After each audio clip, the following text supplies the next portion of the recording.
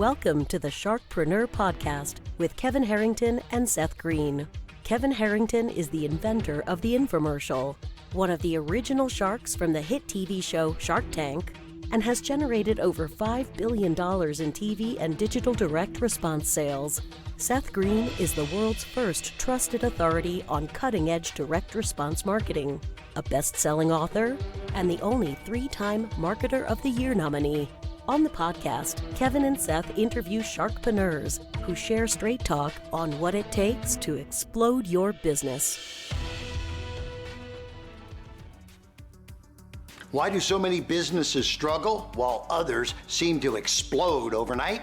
Do you wish you had the secret to this type of exponential growth? Now, I've scaled more than 20 businesses to over $100 million, and it's not just luck. In my new book with Mark Tim, Mentor to Millions, you'll learn the repeatable framework I use in all my business ventures for massive success. Order at kevinmentor.com and get over $1,000 in bonuses. Head to kevinmentor.com. Welcome to the podcast. This is your host, Seth Greene. Today, I've got the good fortune to be with Kenny Gray from GrayT Media, a digital marketing agency with the mission to scale revenues, boost brand awareness, and enhance the user experience while getting you the highest ROI. Kenny, thanks so much for joining us. Hey, thanks for having me. Let's go back in time a little bit. How did you get started? Long story short, I was just really into analytics in school. Led me to the Golf Channel, where I was doing reporting, running the SEO for the YouTube and blogs. Kind of got a small gig with a smaller agency, started media buying, then just kind of wanted to learn a little bit more. So started building e-com stores, started taking care of email, started getting more clients, and just got really experienced in paid advertising in a short amount of time. And it just really piqued my interest. So eventually it turned into freelancing, and then I just kind of wanted to keep growing and then have my own team. And that's kind of where we're at now. Congratulations. I'm sure the longer version of that could probably be in a book somewhere. So let's talk a little bit about, because you've evolved over the time you've been in business. Tell us a little bit about what GrayT Media's like bread and butter is now. Who's your ideal client?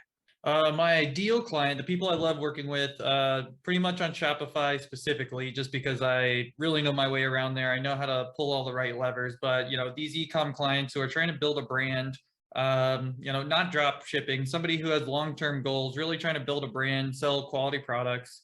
For those people, I've just had tremendous success. It's been great. It's been a win-win situation.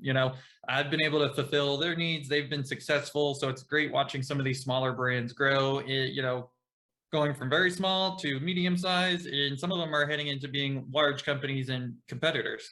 What do you think, if we're talking about the e-commerce space, what do you think some of the biggest mistakes e-commerce business owners are making when it comes to trying to grow?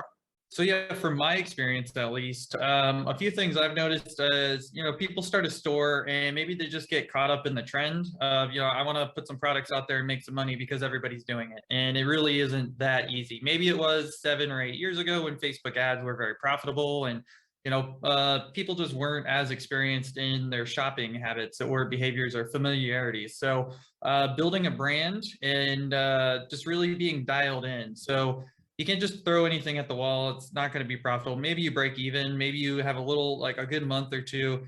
But the people who are, committing to putting out content, 3-5 times a week, staying on those schedules, kind of coming up with steady drops. That's one big thing I've noticed, especially if you're doing like apparel. A long time ago, I was also working in the mall, and I kind of got used to how apparel stores worked. And you really have to come out with new products regularly. You need to have the capital to hold on to it, because sometimes you're not going to sell out of it right away. It's just kind of keeping a fresh look, staying up with the times, paying attention, reading the data of like what has been selling and what hasn't, and then just kind of, pivoting from there. Because there's a few large companies, we've taken from, doing 50, 100K months, and now they're steadily, easily breaking $1 million in gross revenue every month. And that was just kind of, taking a step back, looking at all the data, and then coming up with a long-term game plan. And, we kind of met in the middle. They knew they weren't going to be profitable, month one, but, like we kind of planned out 2 years into it, now we're hitting over $1 million in growth sales every month. And it's only going up every day. Literally every day, we can just see the revenue continue to go up. Our CPAs are going down. It just is like a self-perpetuating machine at that point.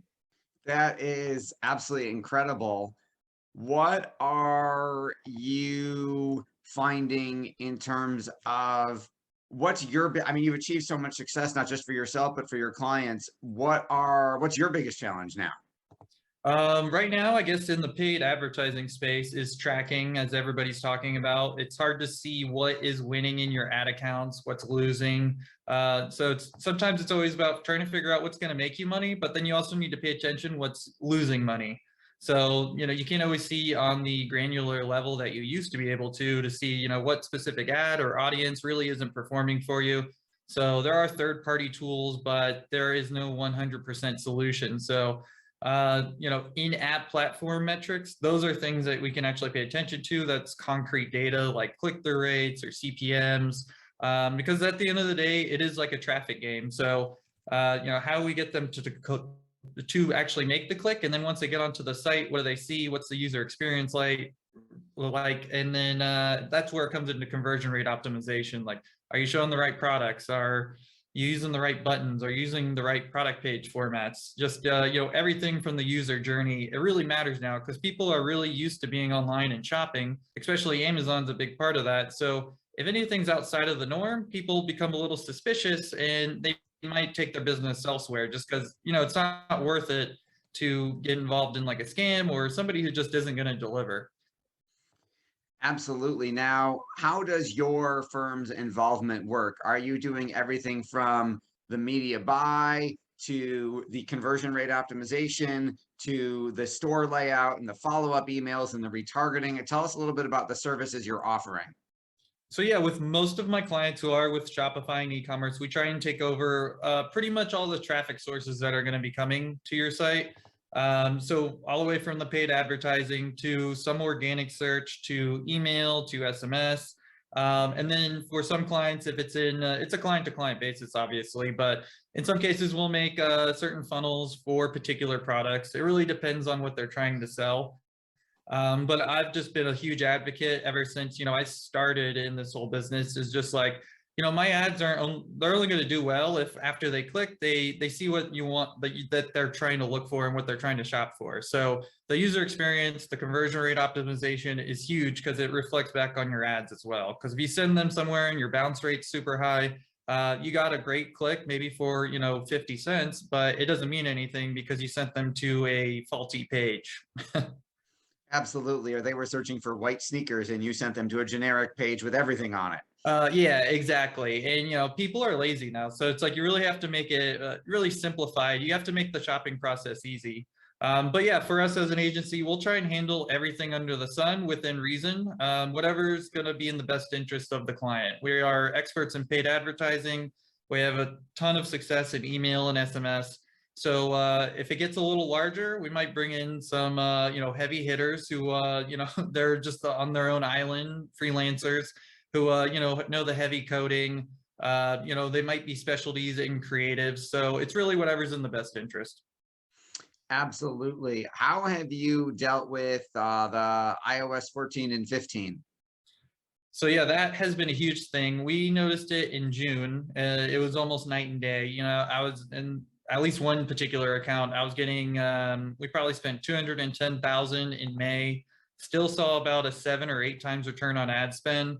And then we kind of had to adjust that going into June because it literally dropped down to 4. I know the sales were there. I don't know where they came from. So that's one issue. So we are using, definitely more UTM parameters on all of our links. We're using some programs like Hyros just to get a little deeper look where you can just kind of plug it in. You add some custom UTM parameters. And in the Hyros platform, in some cases, it will give you more data on like what ad level or what audiences are actually working. So unfortunately, it's a little bit of a guessing game, but kind of back to what I said before, the in-app platform metrics, those are going to be accurate. So sometimes you have to follow what metrics you can, such as the click-through rates, how many clicks you're getting, the CPMs, and you still get some conversion data, but you kind of really just have to work with what you got. Absolutely. How are you guys getting ready for the Google cookie apocalypse that's coming? Yeah, that as well as email. They're going to stop letting you see who's opening your email, the conversion coming from email tracking. It's just another one. We're just going to have to pivot where we see fit, follow the metrics that we can. I do notice a lot of people are going off of MER now, which is in short, it's pretty much just how much are you spending and how much are you making. Very old school style of tracking your marketing or advertising efforts. Back before we had awesome analytics, right? Yeah, exactly. It's just like, well, we launched this campaign for a month and we saw sales increase, and when we turned it off, it slowed down. So it's fair to say that this one performed, right? Absolutely. Your passion is obvious. What do you like best about what you're doing? Right now, I guess the autonomy, but then also just working with like a variety of clients. You know, you're not working on one project, just putting your head down. And like, for example, the Golf Channel is great. NBC's awesome, but they're so big.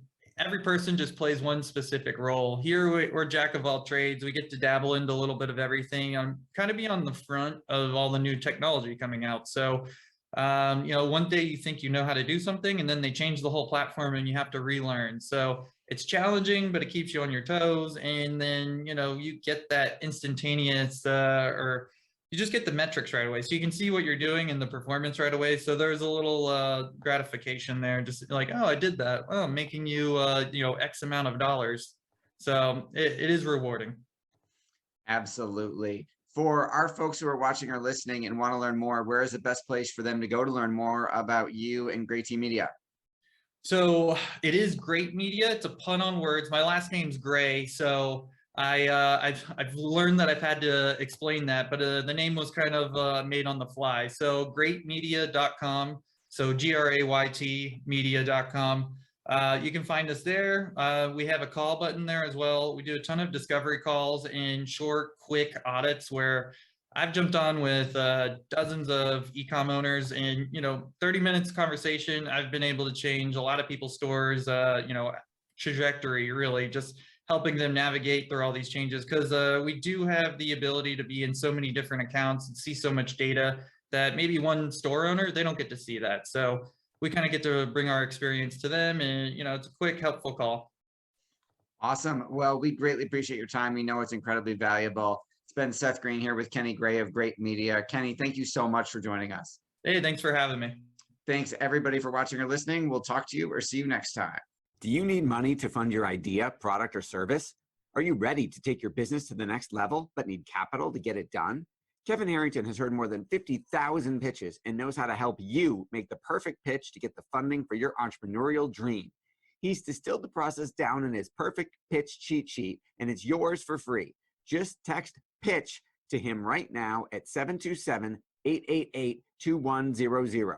Text PITCH to 727-888-2100 right now and claim your free perfect pitch cheat sheet. Text PITCH to 727-888-2100 to start funding your dream today. This show has been produced by Market Domination, LLC. To discover how you can have your own show completely done for you and turn it into a real published book and become the authority in your marketplace, go to www.marketdominationllc.com/podcast offer.